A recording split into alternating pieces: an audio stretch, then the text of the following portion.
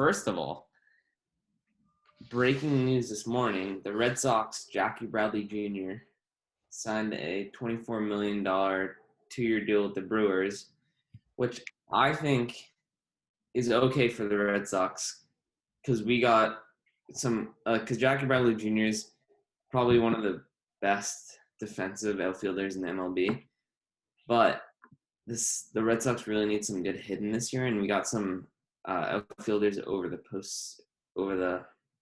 off season. So I think that's okay, and I think Jackie Bradley Jr. I'm happy for him getting all that money because he didn't make that much with the Red Sox. So that's my thoughts on that.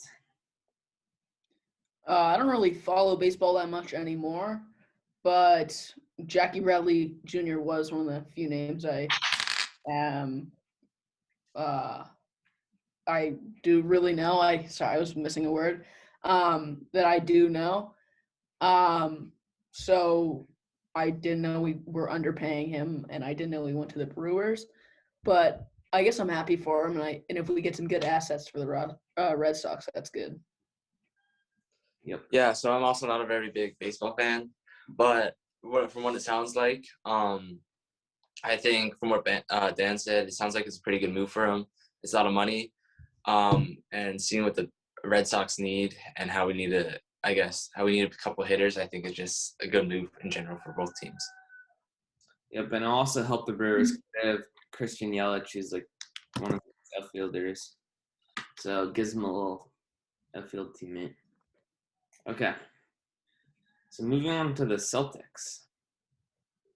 Do you think Kemba, after the All-Star break, will turn it around, or will he keep up the on and off performances? Because he had 28, which was his high, 28 or 30, which was his high-scoring game of the season. And to be a star, or to be a supposed star of a team, he should have more than that, like multiple times. But what do you guys think? I think he's starting to pick it up. I mean, he has been in a slump for a pretty long while. So now that he's starting to pick it up, that's good. And he seems to be maintaining it for so far. It's just really, will he be able to the rest, which I think he'll be able to now. Because now the Celtics are starting to build more chemistry with, like, we have Pritchard and Williams, who are starting to get bigger roles. They're starting to get bigger roles. And I think it's helping build more team chemistry with Kemba kind of leading it. Mm-hmm. So I think it's a good thing, and I hope that Rob Williams starts. I hope we start Rob Williams more often. He gets more minutes. Yeah, I do too. So I personally think that I don't think he'll be turning around too much, but I think he's gonna start playing better than his slump in the beginning of the year. I think he'll go back to being a very good point guard, not very on the all-star caliber like it was in his Hornets years, but I do believe that he'll be able to at least be the third option for the Celtics on the offensive end after Jason Tatum and Jaylen Brown. So I still believe that he can bounce back, but I don't believe he's going to be able to get back to his prime like on the Hornets. Agree. Okay, do you think the Celtics are still legitimate contenders this year? I think that's a pretty tough one. So right now, I still believe that Celtics are one of the better teams in the NBA. But seeing as how our team's doing right now, I just don't see us really making it past the Eastern Conference or maybe even the second round. I still believe we'll be able to make it out of the first round. But seeing as how a lot of teams are doing a lot better this year, you got, like, on the East, you got 76ers and the Brooklyn Nets. Then on the West, you got, like, your Jazz are doing this really well right now. You got the Lakers, of course. So it's going to be a really tough one. I really don't think the Celtics have a chance. But I think they can be a threat in the playoffs. But I just really don't see them going too far. Yep. Yeah, I don't think if we make it to the Eastern Conference Finals, at the pace we are at now, I don't think we'll be able to win. I think we might get a win or two in the Eastern Conference Finals, but I think it's a more reasonable bet to say that it'll be close in the first round and then very close or nail biter in the second. Yeah. Okay. So I found a crazy stat the other day. So I was thinking of like Kemba Walker and how he's not doing that good. And then I saw this, and during 2017, Isaiah Thomas scored under 20 points 5 times in the 76 games he played in. So 71 games, he scored 20 or more points, which I thought was like pretty insane because Kemba is just not doing that. And Isaiah Thomas was insane in 2017. Yeah, I believe like IT was like basically he was in the running for MVP. I know he wasn't very close, but he was still somewhat in the conversation, seeing as how he was performing that year and how he was single-handedly bringing the Celtics so far. But I still believe that in a way Kemba fits the role on the Celtics a bit better, considering right now we're developing more of our young stars like Jalen and Jason. Yep. And if we were to continue down the road with Isaiah Thomas, I just don't think those two would get the same amount of development, seeing as how the ball would be in IT's hands most of the time instead of being in Jason's or Jalen's hands. Good point. Okay. So, which All-Star snubs should have made it to the All-Star game this year? Let's see. Do you have any like ideas? I was thinking more of like, I know Devin Booker. The main debate for him last year for not making the All-Star game was his team was doing really bad. Yep. But now we see this year his team's doing great. They're having a comeback season in the West, and even now Devin Booker still didn't make the All-Star game in the first selection. So, is he gonna make it for the second? No, I don't believe so. Actually, after AD is injured, I don't believe Devin Booker's gonna take that slot. But even then, I just don't see why Devin Booker isn't getting the recognition he deserves. Yeah. I think. Well, is Devin Booker in it? Did he replace AD? I think so.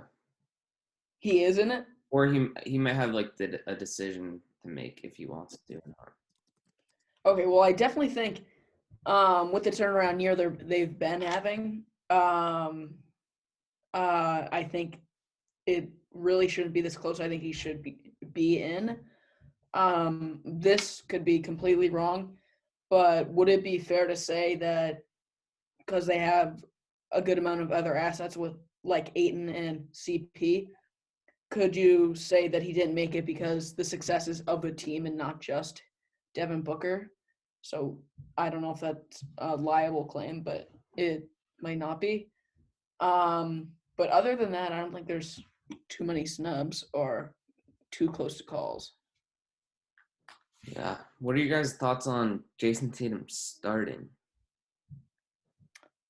I don't know if he really should have been the starter. Yeah. Like he's been doing good, but I think last year he was way better than he has been this year. And I don't know. I'm sure there's some other players that maybe could have been more deserving of the title, but I'm not sure. I don't think he really deserved it. In like our recent game, he had 8 points like in the fourth quarter. And he was shooting 3 for 14. Yeah, and that's not starter. That's not starter like. And you can't be a star of a team. Like all the starters on the All-Star game are the stars of the team. Like never get under 10 points a game. And they always contribute a lot to their team. And Jason Tatum, that is just not starter like shooting that much, missing all those shots. Yeah, right now I have the All-Star teams pulled up, and I don't really see why Jason Tatum really should be starting, seeing as how, I mean, there's a lot of as like a position wise, I can understand why, but performance wise, there's a lot of better players coming off the bench, and from the numbers that I'm seeing, like even Julius Randle looks like he's like in stat wise playing better than Jason Tatum, and looking at the starting lineup, he just doesn't fit, seeing as how Kyrie Irving is the lowest points per game with 27.2, and he's not even really the first option on his team, and yet he's still able to score more than Jason Tatum, as Jason Tatum has the ball in his hands on almost every single possession, and he's the one trying to get the bucket. And I just don't see Jason Tatum really fitting in the All-Star team starting lineup. Yeah, I agree. I don't know if these are in the question sheets, but what do you two think about the rising stars? I think the U.S. team is far stronger looking than the world team. I don't know if you guys saw that. So And the 3-point contest, do you think JB and JT should have been in it? I think the Rising Stars game, the USA is stacked. Yeah.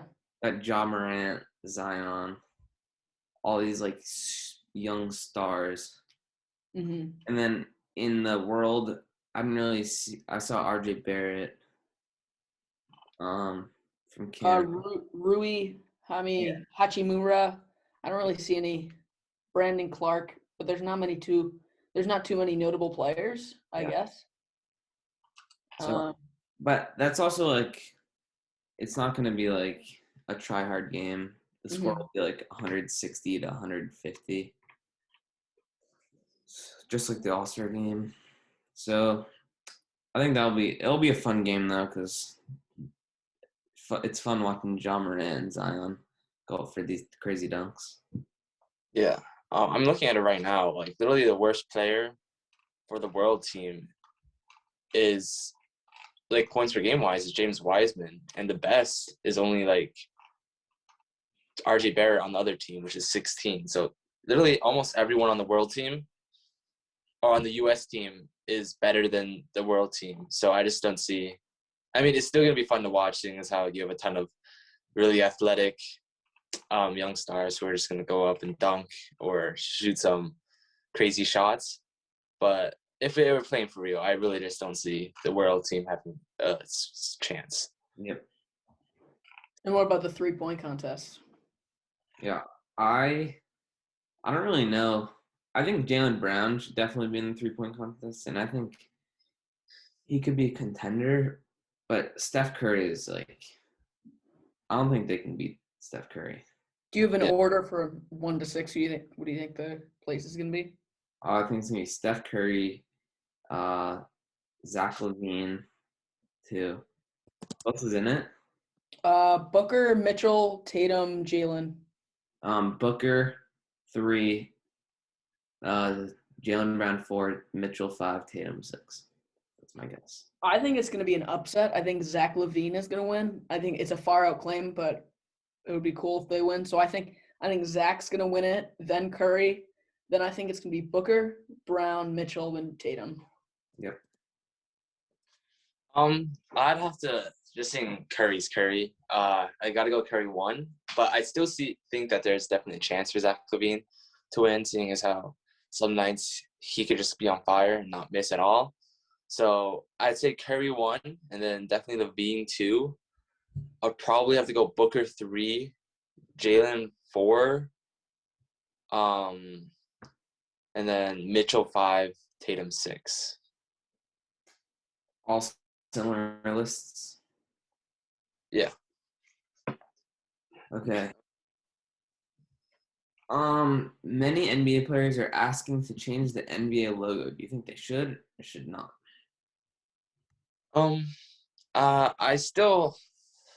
know Kobe's like a very big influence, and his death affected a lot of people, but I say changing the NBA logo is a bit of a stretch, seeing as how it's so iconic for so long, and that just is a lot of.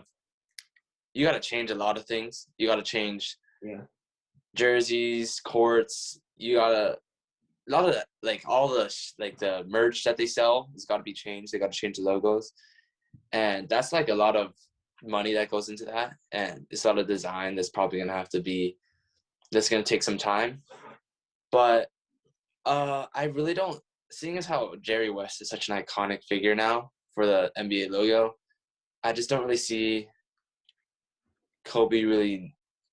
Kobe has already left his mark on the NBA, and I don't think he really needs to really be on as the logo right now. I don't think it makes financial sense at all. Like I know the meaning. I know there's a big meaning to it, but it just doesn't really have many logistics behind the actual changing of the logo. Like what Charles touched on with you have to change every single thing because that logo is like the staple mark. It's the logo, so obviously it's the staple mark of the NBA, and anything NBA related has that logo. So having to change it just seems like such a big pain and problem. I don't know if it'll actually happen, but I mean, you never know. They might, if it gets enough support behind it, they might have to change it. Yeah, I think the NBA should do something else to like honor Kobe. Like maybe I don't know, just something else that like can get his image out there. Um. Okay, so we'll talk a little bit about the Bruins. So the Bruins had a tough loss last night. The first place Capitals beat the Bruins 2-1 in overtime during a shootout, and they take on the Capitals again tomorrow night and the Devils on Sunday. So the Bruins recently, like last week on the show, I thought they were gonna sweep all the teams.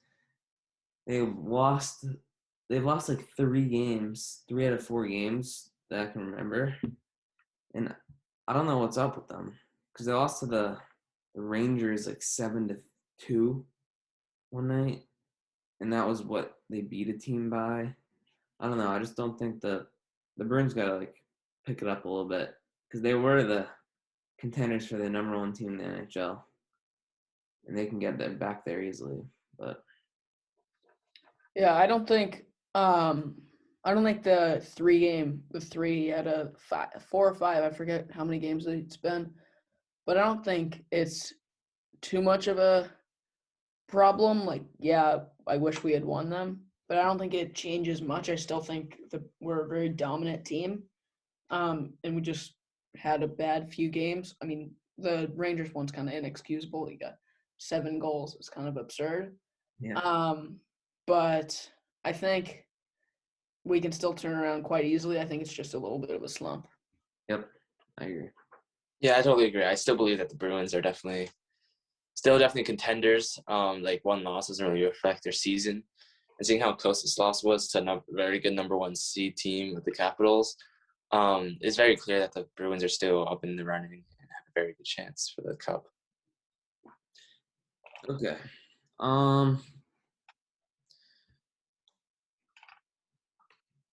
Tuukka Rask will have his 300th win next time the Bruins win with him in net.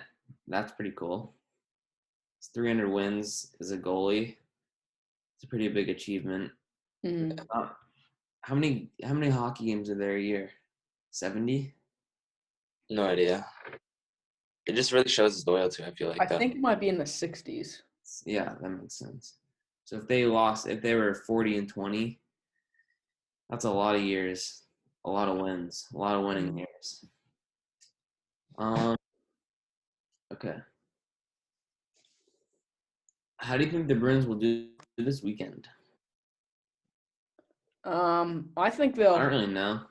I mean, yeah, I To be guess you honest. can't really predict it. Like last time we did this, we said they were gonna win all 5 games, but I Yeah. guess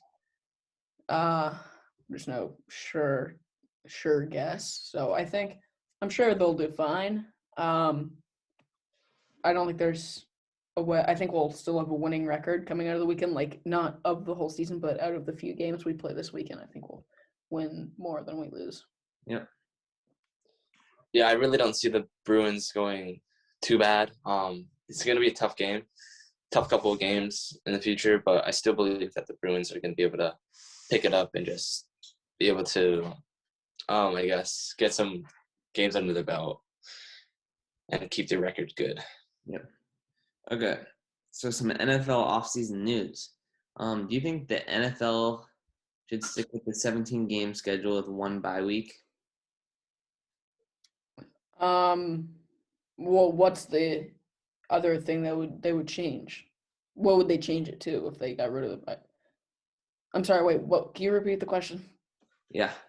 Should the NFL stick with a 17-game schedule with one bye week? I think they made it new this year. Oh, really? Hasn't Wait. it always been that? What would they have changed it to? I thought there's always been a bye week and then there's always been a week 17. I don't know what it's been changed to. Yeah. I don't know. Okay, next question. Who do you like to see as the Patriots' next quarterback? And would you like to see Cam Newton have a shot at redeeming himself with the Patriots? I want to give Cam another year because, well, I think he will get another year because Belichick seems to like him, and he, as he's said a bunch of times, he has a lot of respect for Belichick. Yep.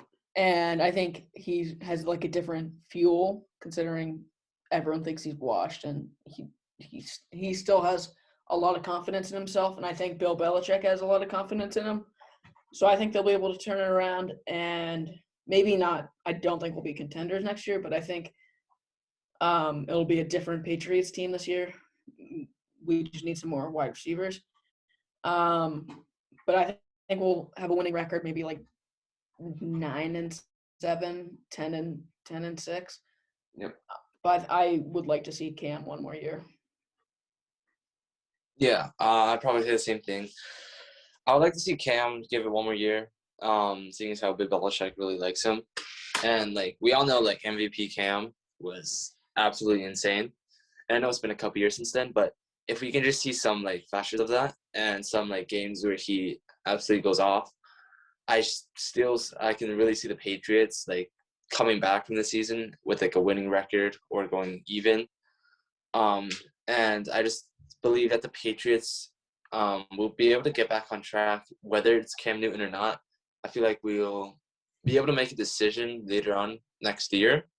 But for right now, I think Cam Newton he's a risky bet, but I say we stick with him for right now and just see how it goes next year. Yeah, I agree. I don't think Stidham's the guy. Like Brady came in on his first year playing after who got hurt? Bledsoe? Yeah. Bledsoe got hurt. He came in and just did insane and then didn't come out ever since. And Stidham is just not that. So I think that Cam should definitely get another year.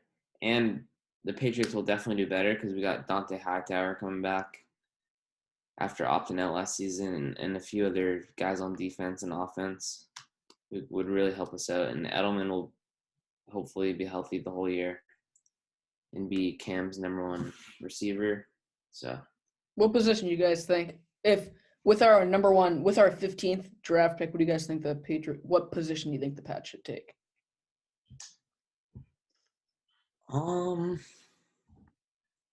I'd probably say either a linebacker or a wide receiver. I think we need a wide receiver, and there's not a lot of teams ahead of us that need a wide receiver.